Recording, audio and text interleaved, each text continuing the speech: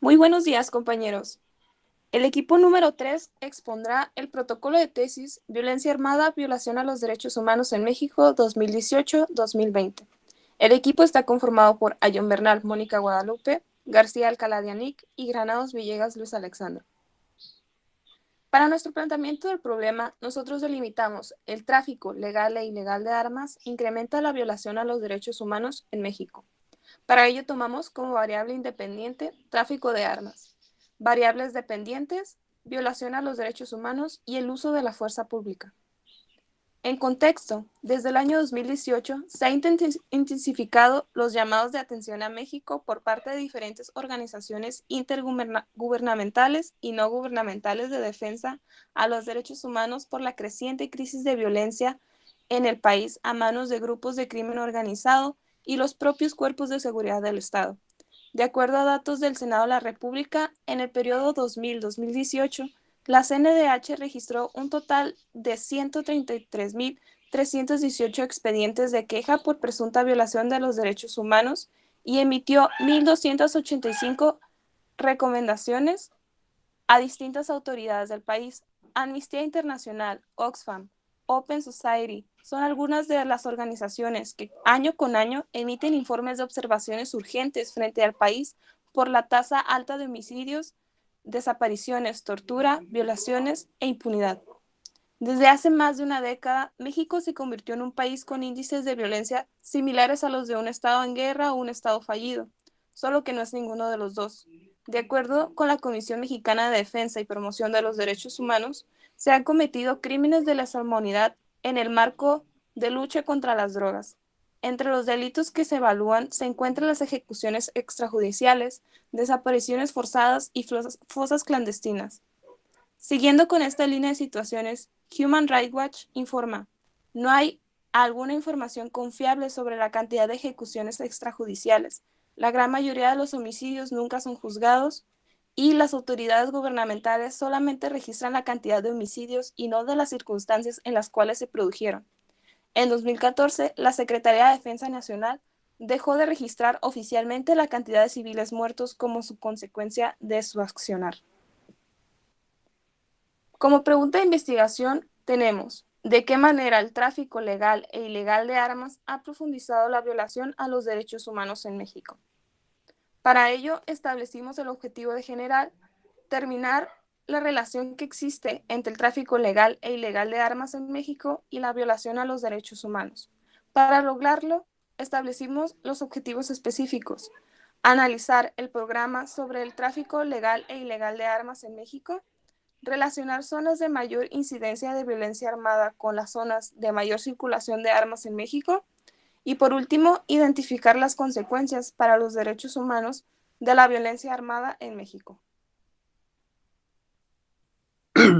Como hipótesis tenemos que el tráfico legal de armas ha ocasionado que en respuesta el Estado se arme y cometa abusos contra los derechos humanos de la población civil en México, por lo que para comprobarla utilizaremos como variable dependiente el tráfico ilegal de armas, entendiéndose esta como cuando una persona o conjunto de ellas participa en la introducción al territorio nacional en forma clandestina de armas, municiones, cartuchos explosivos y materiales de uso exclusivo del ejército, armada o fuerza aérea.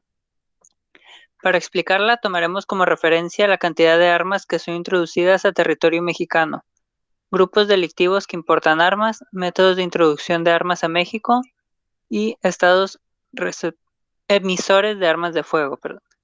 Y utilizaremos dos variables dependientes. La primera es el uso de la fuerza pública, entendiéndose esta como el instrumento legal, legítimo y necesario mediante el cual los integrantes de las corporaciones policiales hacen frente a las situaciones, actos y hechos que afectan o ponen en riesgo la preservación de la vida, la libertad, el orden y la paz públicos, así como la integridad física, el patrimonio y los derechos de las personas, a fin de mantener la seguridad pública que aseguren la vigilancia de la legalidad y el respeto de las garantías individuales.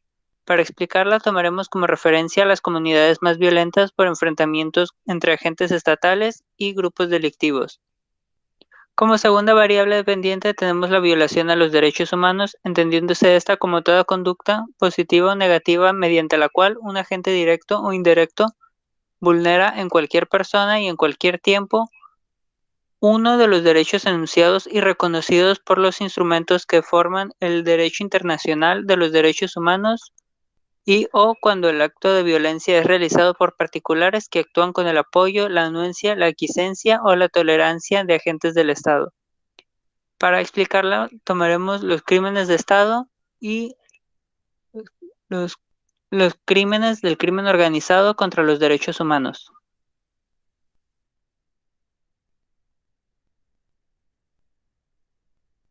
Siguiente. Para la justificación delimitamos 4 ejes principales. Uno de ellos es la información. Buscamos generar datos relevantes y de innovación en el área de estudio que puedan ser reutilizables para futuras investigaciones en el área. Como segundo lugar, la toma de decisiones. Buscamos disponer de información que pueda ser aplicable en el campo práctico en diferentes áreas y para diferentes actores del Estado.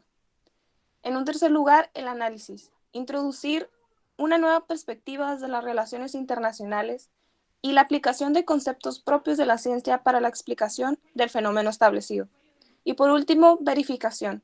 Lograr la confirmación, negación o mejora de la vinculación entre las variables, hipótesis y teorías involucradas en este fenómeno.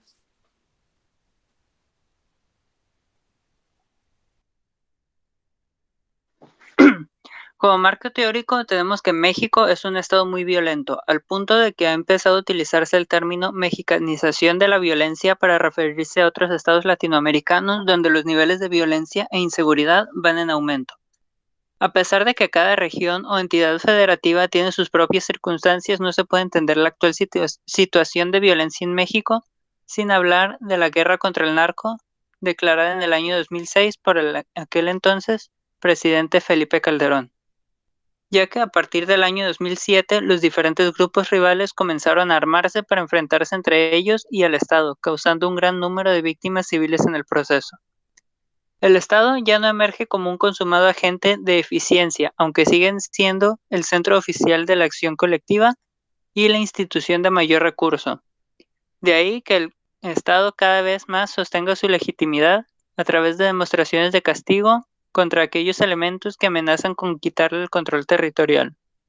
Esto explica por qué el Estado ha respondido con tanta violencia contra delincuentes de bajo nivel, tanto como contra grupos de la delincuencia organizada.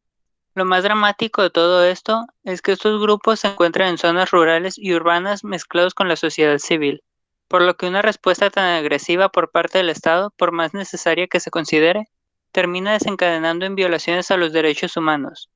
Al hablar de violencia con armas de fuego, muchas veces se olvida el papel de las armas legales en la violación de los derechos humanos, puesto que por lo general se trata del Estado como víctima de violencia y no como responsable de ella, sumado a que algunas de las armas desaparecen de los arsenales del Estado y no pueden ser recuperadas, por lo que se desconoce qué uso se les da. Para fines de la investigación, nos referiremos como armas ilegales a todas aquellas que son adquiridas violando las leyes nacionales de los estados partes. Y al hablar de las armas legales, nos referimos a todas aquellas que se fabrican, compran o circulan en el estado y exista un documento que acredite la posesión de dichas armas. Claro está, en casos raros las armas son legalmente compradas, pero el papeleo no se cumple correctamente, por lo que a pesar de ser legales no se puede comprobar quién es el propietario o quién la vendió. Siguiente. Para investigar la cuestión del el tráfico de armas legal e ilegal en México, se requerirá de las siguientes leyes. La Constitución mexicana en el artículo 10 establece el derecho a la posesión de armas en domicilio, así como los lineamientos que autorizan a los civiles su portación. La Ley Federal de Armas de Fuego y Explosivo contempla una serie de lineamientos para la regulación de armas a nivel nacional. Por ejemplo, se especifica qué se considera como arma de fuego y en qué situaciones es considerado legal la obtención de una, así como las características de las armas permitidas y los requisitos para adquirirlas. Para hacer frente a la cuestión de la protección de derechos humanos, en México la Constitución establece en el artículo primero que en los Estados Unidos mexicanos todas las personas gozarán de los derechos humanos reconocidos en esta Constitución y en los tratados internacionales de los que México sea parte.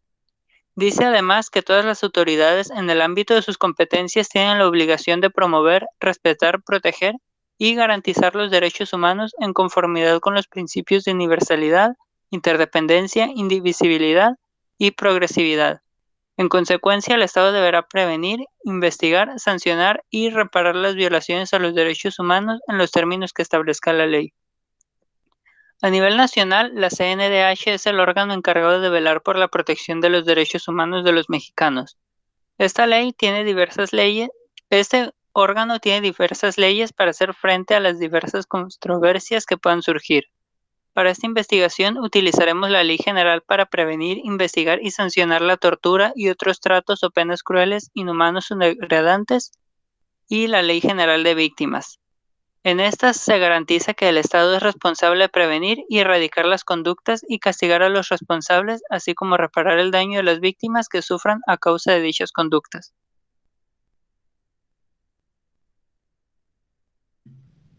Para explicar la metodología del protocolo, primeramente tendremos que abordar el enfoque.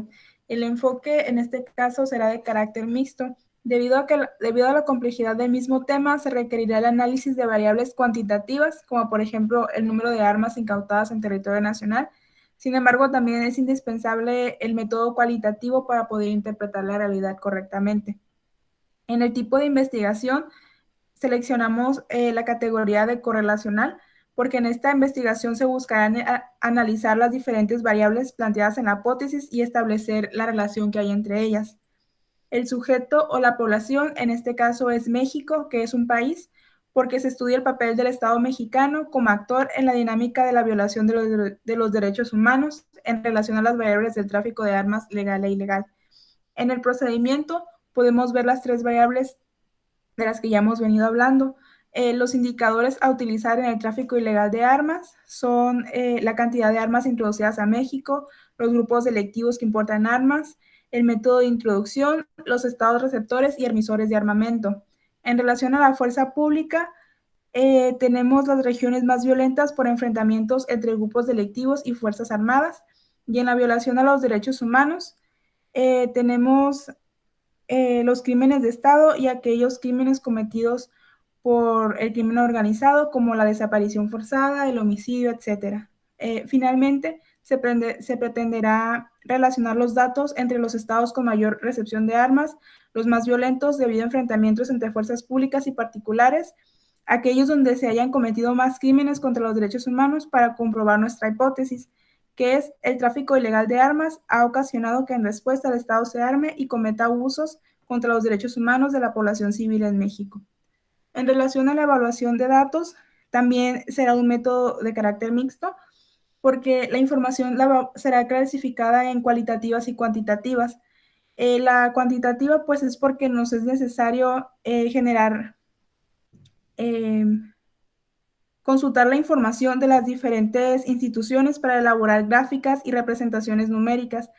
Y en este caso, la cualitativa, pues necesitamos las opiniones de expertos y también entrevistas, por ejemplo, para tener un enfoque más humano. Las conclusiones derivadas de los datos obtenidos serán realizados mediante un análisis lógico. En la técnica de recolección de información será el análisis documental, del cual pues es importante aprender a identificar las fuentes primarias y las fuentes secundarias. Las fuentes primarias son, como por ejemplo, entrevistas, publicaciones de expertos o de organismos de protección de derechos humanos, etc. Y las fuentes secundarias, pues un ejemplo serían los ensayos. En los instrumentos a utilizar sería la ficha de registro de datos, tanto bibliográficas como electrónicas. Debido a la naturaleza de la investigación, se requerirá pues una anotación completa y ordenada del material que se va a consultar para la elaboración del trabajo. La siguiente. En el plan del trabajo, como podemos ver, está dividido entre la segunda mitad del año 2021 y la primera mitad del año 2022. Entre las actividades a realizar tenemos la elección del tema de investigación, la elaboración de un análisis diagnóstico o contextual, la formulación del problema y la elaboración de objetivos generales y específicos. Todos ellos serán realizados en el primer mes, que sería julio. Posteriormente, la redacción de la hipótesis en agosto, la elaboración del marco teórico, la metodología en el septiembre-octubre, la recolección de datos en noviembre-diciembre, el análisis e interpretación de datos en enero-febrero, los primeros meses del 2022, las discusiones en marzo-abril, las conclusiones en el mes de mayo y la presentación de tesis en junio del 2022. Eso sería todo por nuestra parte. Muchísimas gracias.